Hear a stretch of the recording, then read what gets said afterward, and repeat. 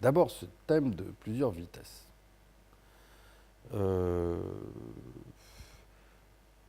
C'est une expression qui est employée beaucoup plus d'abord dans la bouche des journalistes et des commentateurs que des hommes politiques.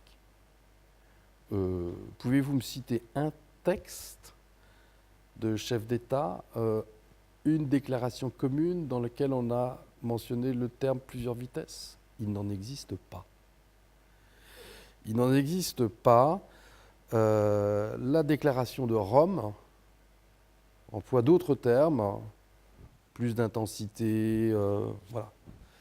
Premièrement. Deuxième chose,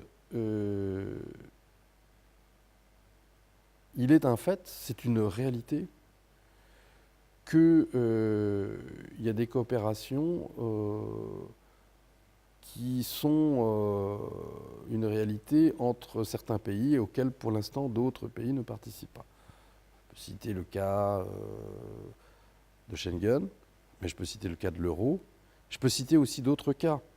Monsieur Juncker, le président, devant la commission, devant le Sénat, citait le cas de ce règlement européen en matière de droit de la famille, qui s'applique dans certains pays et qui ne s'applique pas dans d'autres. Donc cette intensité différente, elle est déjà une réalité.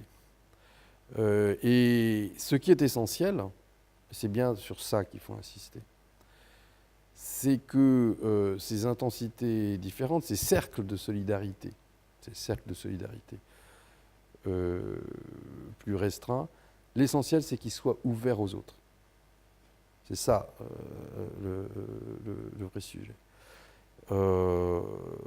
Dire j'interdis ces cercles de solidarité plus restreints parce que je n'y suis pas. Alors on vous répond oui, mais vous y serez bientôt. Ah oui, mais j'y suis pas maintenant, donc j'interdis. Ça ne correspond pas à la réalité.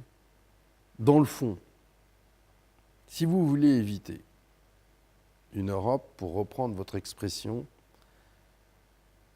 à plusieurs vitesses, qu'est-ce qu'il faut? La première chose, c'est qu'il faut éviter des États membres à plusieurs vitesses. Et il ne faut pas voir simplement le côté extérieur, il faut voir le côté intérieur. Et c'est en ce sens que la question, vous citiez les infrastructures, mais moi j'aime bien citer la question de la santé. C'est absolument essentiel. Vous savez, en France, la question de la santé, c'est fondamental. La sécurité sociale, c'est fondamental. L'hôpital public, c'est fondamental. Si vous me posez la question, c'est quoi être français? Je vous dirais, c'est une carte d'identité, un droit de vote et la sécurité sociale et les hôpitaux.